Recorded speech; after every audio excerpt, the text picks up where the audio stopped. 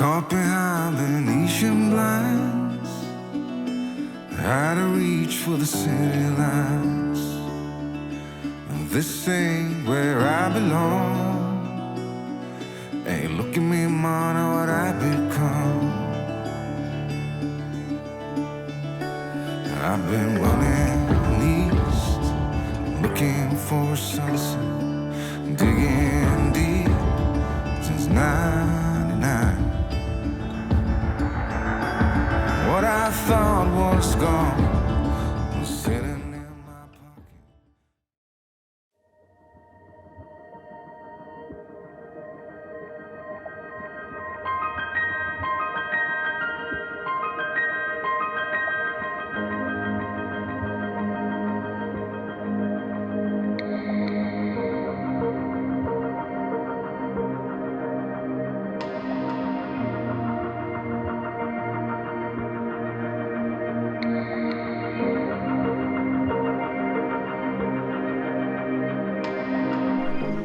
So we have done a little bit more research than you might be used to from us.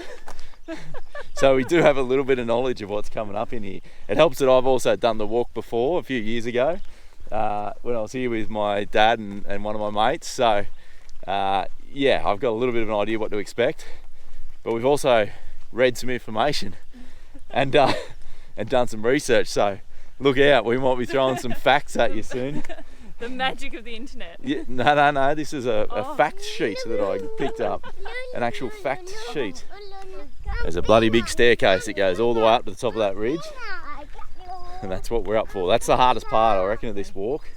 And I like that you get it out of the way early, right at the start, and then you walk around the top. It's still a little bit up and down once you get up there, but yeah, the first bit is definitely the big bit. I've got to atone for some chocolate that I've been eating lately. Yeah.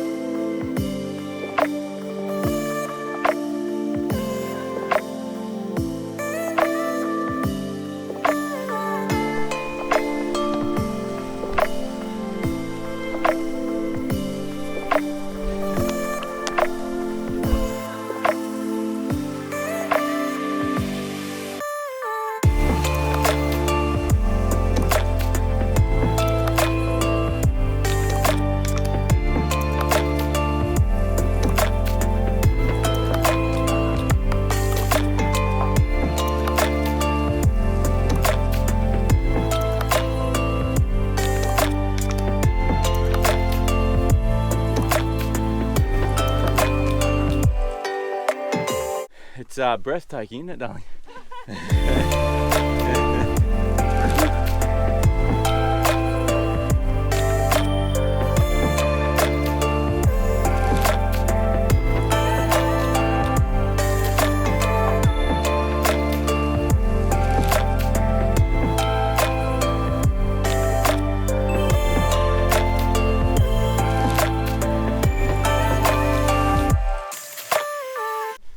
There's two different types of sandstone here. There's Morini sandstone, which is the pale white. And what's the other sandstone, Liz? Carmichael sandstone, which is the redder stuff that you see. And when we get up a bit further, there'll be some good examples of the differences between the two and how dense they are and how easily they erode. And then these dome type structures that we'll start to see a bit more of, especially now we're up on top of the rim, are actually formed. If you imagine the sandstone has cracks in it that crisscross it, and then they sort of get a bit deeper and make them almost like Lego blocks. But then as the erosion of wind and rain continues over millions of years, it rounds them off and sort of makes them into little dome type structures, similar to what you would see if you're familiar with the bungle bungle in northern WA. Similar idea. So now we're up on top of the plateau, I guess, of the surrounding area. You're hungry? Oh, you had 3 breakfasts. Up on the plateau now, so we're just making our way through some of these dome type structures. When we get to the garden, we'll have lunch. Yeah, and the walking's definitely a lot easier, so don't be turned off by that first section if you are coming here. That's definitely the hardest part of the whole walk.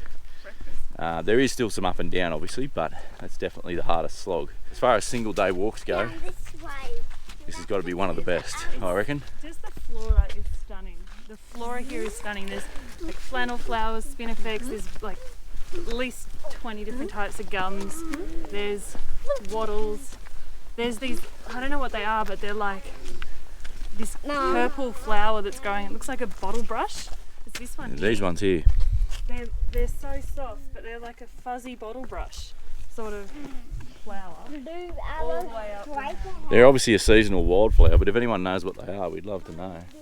Because they're absolutely stunning, and you see them in big en masse, and you would have seen a lot of them up the walk where we walked up the staircase, and they're just, yeah, they're incredible.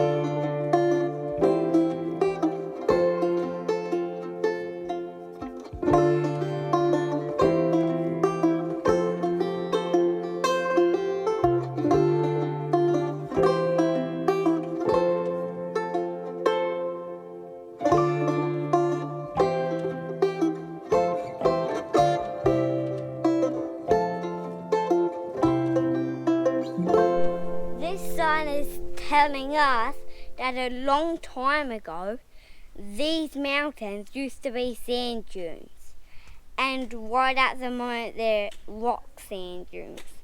That's exactly right, mate. Yeah, so like the mountains like literally just changed by themselves. Chose this spot? Because it was a nice rocky area with lots of colours and no wobbly rocks. Ah, you reckon that's perfect? Yeah, perfect for way to live. Just stopped and had a bit of a muesli bar break. Keep us going. Harrison was asking for some food, like always. If you can see on this side of the canyon here, it's a really smooth side. And I was trying to figure out how that occurred, but I just found out from a sign that the canyon's obviously formed by erosion, by the creek eroding, but then there's actually two layers of sandstone, and the lower sandstone in the base layer is much softer than the sandstone above it. So as the erosion happened down through the canyon, when it got to that softer sandstone, it sort of undercut the sandstone above that had already formed the canyon, and so then that's collapsed and sheared off and collapsed into the canyon itself. So there's boulders down in the canyon as big as houses that have fallen off from up high up here. So the edges of the walls of the canyon that we're walking along range between 100 and 150 metres above the creek below. So I don't know if that shows up on camera just how high we are, but it's impressive. And there's no edge protection around these cliffs, so you gotta watch your step and keep an eye on your kids. I'm gonna I'm gonna get a thesaurus and come up with new adjectives for stunning, beautiful, spectacular. It's dramatic, isn't it?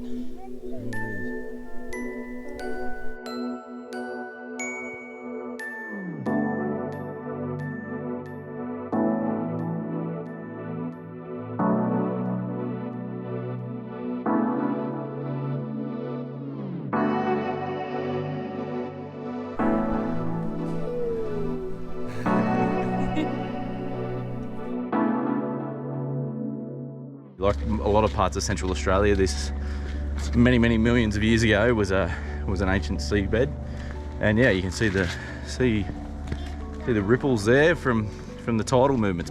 You just come through here, you walk over these tidal rocks, through these two domes, and then the view out here is just...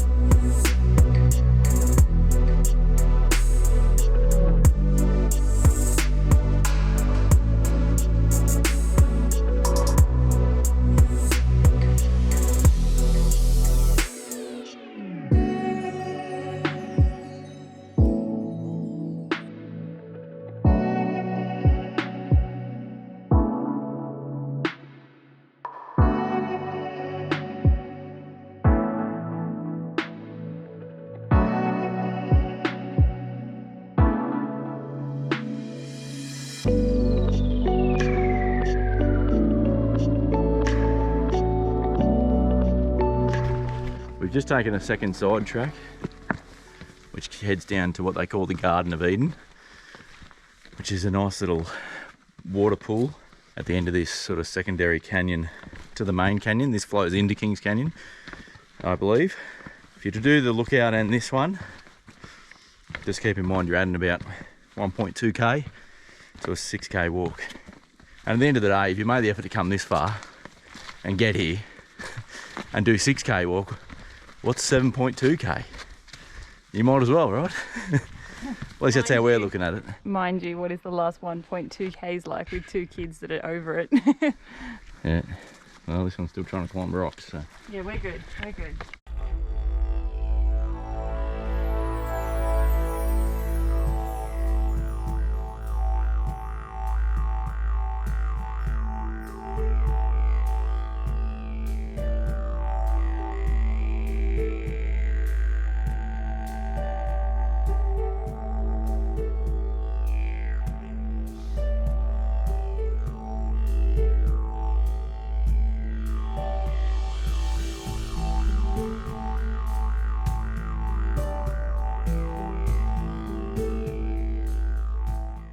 What do you think of the Garden of Eden, mate? Good. You like it in here? Yeah. Nice and relaxing. There's a little bit of water down here. There is a bit of water.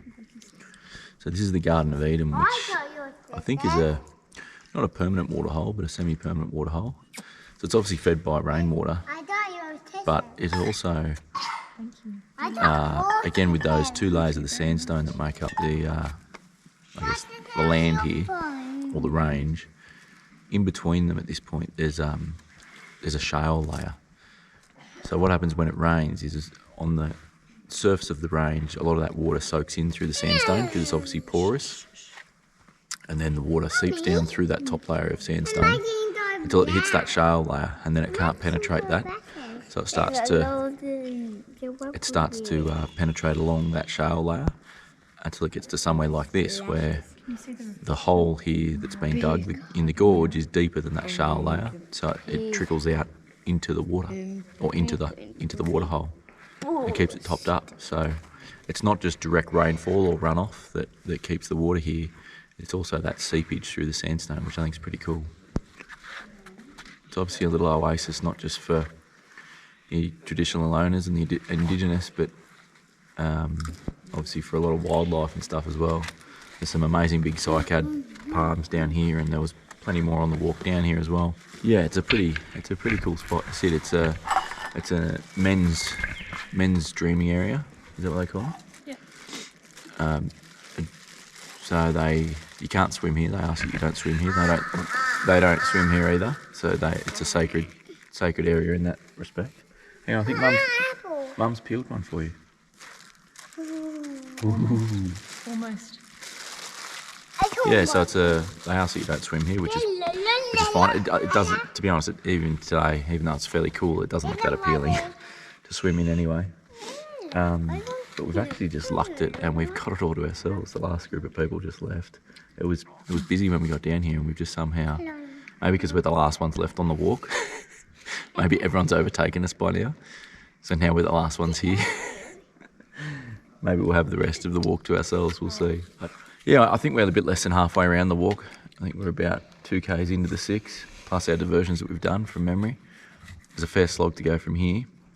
We'll get up out of here soon once the kids have had a feed and a rest, and then we'll, I think up here, not too far along the track, we cross over the sort of head of Kings Canyon and then start making our way back and back down the other side. So it's a fair way back, but we'll get it done. I'm just loving, I don't know if you can see it, along the cliff face here, the reflection of the water is running along the cliff face. It's really pretty.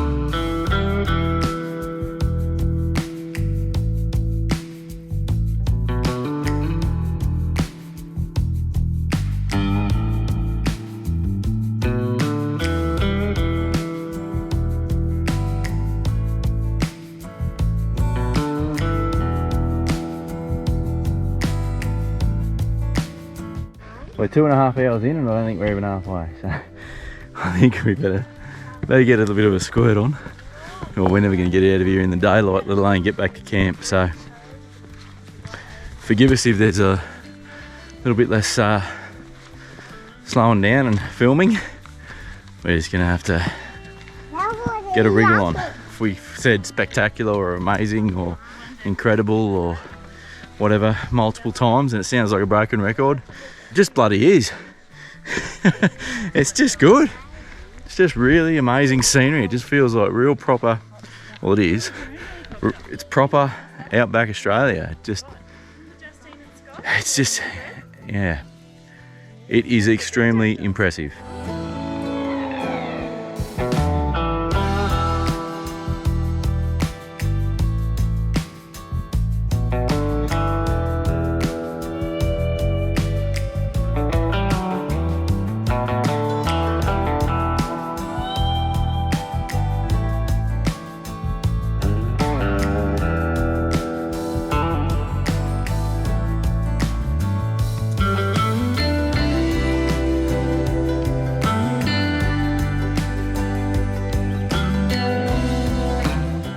We've made it to the south wall.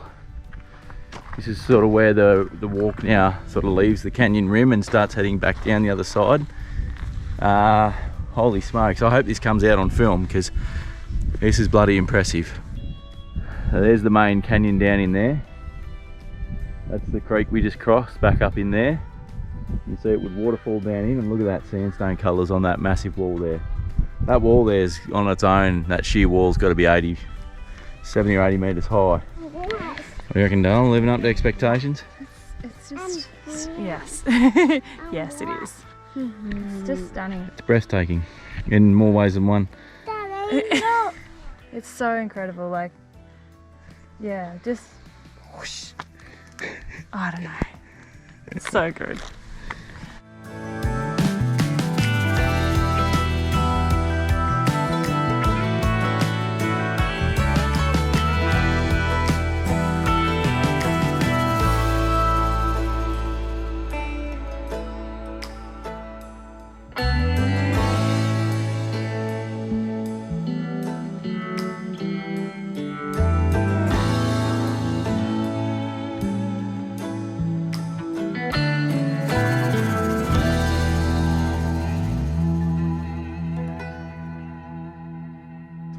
We just rounded the last corner and we can see the car park.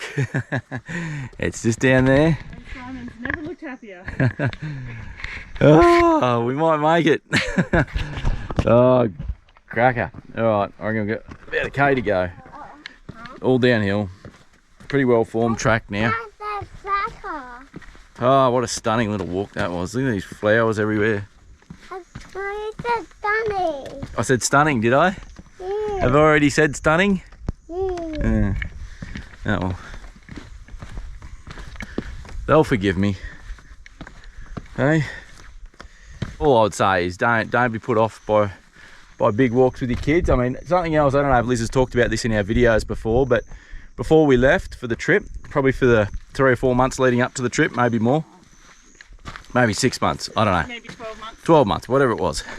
Liz has been taking Harrison on walks and backpacking James up mountains around Canberra and different walks, just to build this resilience, build this fitness for him, help him understand that, you know, the reward you get when you summit a big hill or something like that, or you go on a nice walk, and obviously build up her fitness as well, carrying James up some of those walks.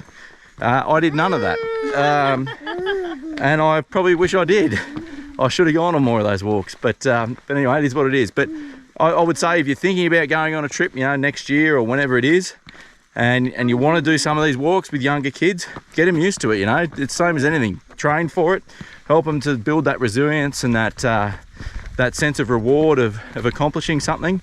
I don't think you can go wrong. I think it was a great thing that Liz did with the kids, and got James used to this thing being carried, got her fitter, and main thing was it got Harrison fitter and more and his mindset right. You know, like it's a big part of it. So yes, you can just walk up and back inside the creek, the gorge.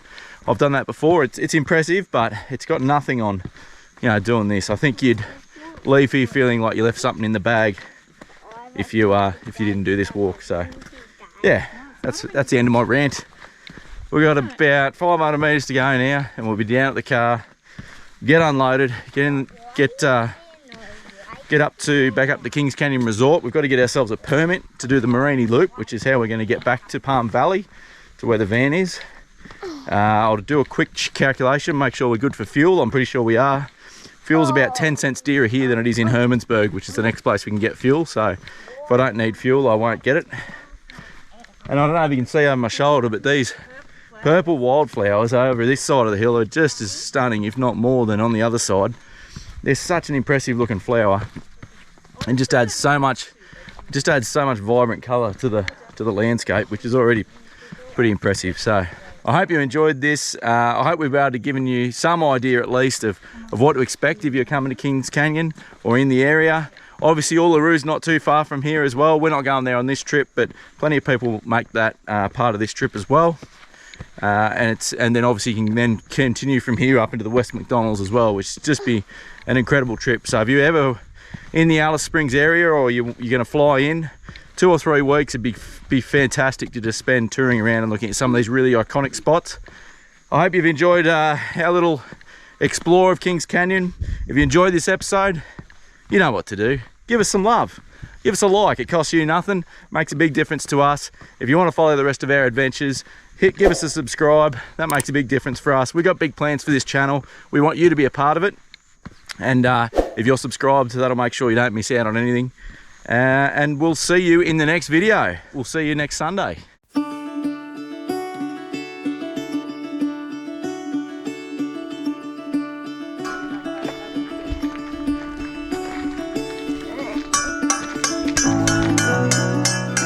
You did it! Well done, mate.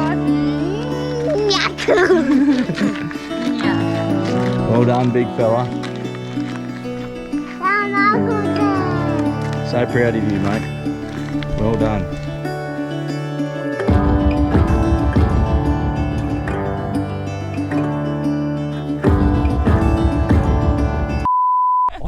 Ever since Pete and Mel came with us, they You can't blame them. no, but they brought chocolate with them, and I don't normally buy it. And now I've just got this massive sweet tooth.